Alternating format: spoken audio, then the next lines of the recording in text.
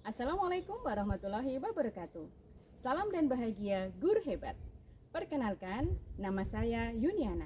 Saya adalah salah satu guru di SDN Bangsarejo, Kecamatan Wedari Jaksa, Kabupaten Pati, Provinsi Jawa Tengah. Setiap murid memiliki bakat, karakter, dan kemampuan yang berbeda, yang harus diperhatikan oleh seorang pendidik dengan memberikan pembelajaran yang bermakna. Salah satu pembelajaran yang bermakna dalam kurikulum Merdeka yang dapat mengakomodir hal tersebut adalah pembelajaran proyek penguatan profil pelajar Pancasila. SDN Bangsarejo terletak di Jalan Wedari Jaksa, Juwana, KM 5. SDN Bangsarejo memiliki lahan yang cukup luas. Dari kegiatan observasi yang saya lakukan di lingkungan SD Negeri Bangsarejo, banyak murid yang masih membuang sampah plastik di sembarang tempat.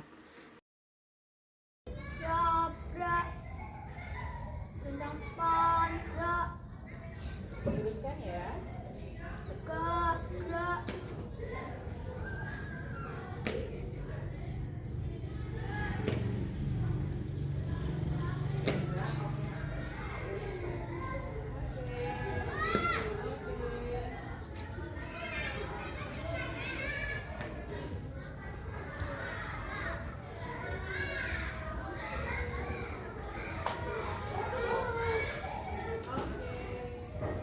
Assalamualaikum warahmatullahi wabarakatuh.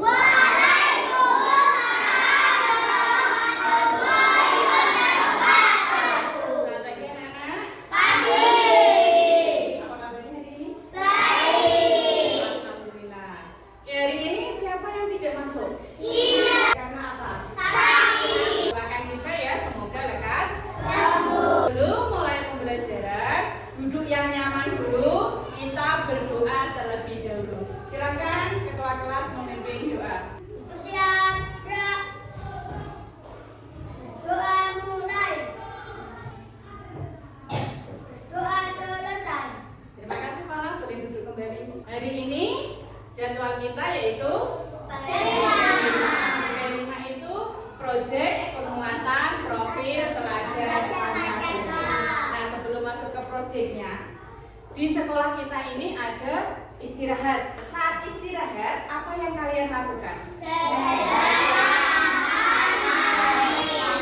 Nah, saat jajan di kantin, itu biasanya bungkusnya apa? Plastik.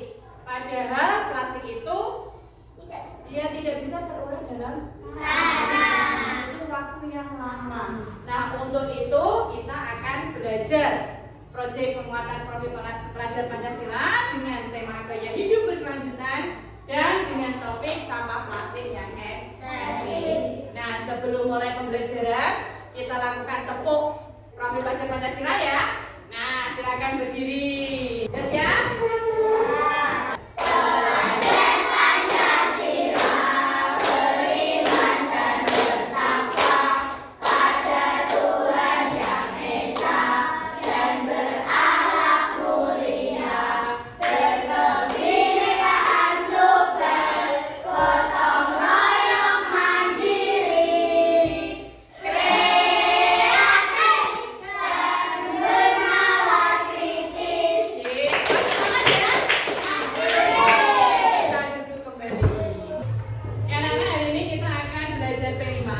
Topik sampah plastiknya estetik, tema gaya hidup berkelanjutan. Bu Ana akan menayangkan video, kalian simak, kemudian ada 3 pertanyaan, apa yang kamu lihat, apa yang kamu rasakan, dan apa pendapatmu tentang sampah. Silakan bekerja sesuai dengan kelompoknya masing-masing. Pada tahap ini, murid mengamati video dan mendiskusikannya dalam kelompok. Sudah selesai? Kalau sudah, silakan perwakilan maju ke depan membacakan hasil dari jawaban. Ya, silakan dibacakan. Apa yang kamu lihat? Sampah-sampah yang tercemar di lingkungan sekitar. Apa yang kamu pikirkan? Masalah sampah yang ada di Indonesia semakin banyak karena masyarakat di sekitar sering membuang sampah sembarangan.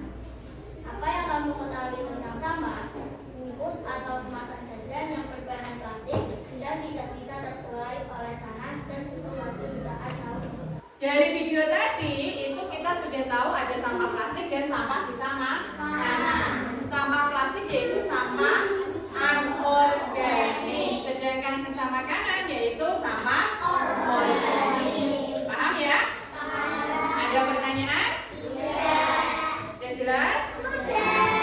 Dalam tahap pengenalan, murid juga mengeksplorasi isu atau permasalahan melalui wawancara. Assalamualaikum Kak. Waalaikumsalam. Apakah Kakak boleh wawancarai Kakak? Boleh. Apa yang kamu ketahui tentang sampah? Sampah itu seperti sisa-sisa seperti makanan, daun, ataupun yang lainnya. 2. Apa jenis-jenis sampah yang kamu ketahui? Seperti organik, anorganik, residu, sama B3. Setelah wawancara, murid memaparkan hasil wawancaranya di depan kelas. Tahap yang kedua yaitu tahap kontekstualisasi, di mana murid mengelola sampah dengan tepat dengan memilah sampah organik dan anorganik. Pada tahap kontekstualisasi, murid juga melakukan studi kasus melalui internet dan mendiskusikannya dalam kelompok. Setelah itu, mereka memaparkan hasil temuannya di depan kelas. Tahap yang ketiga yaitu tahap aksi, di mana murid merancang dan melaksanakan proyek dengan membuat kreasi dari sampah plastik. Tahap yang terakhir yaitu tahap refleksi aksi, di mana murid melakukan pameran P5 di dalam kelas.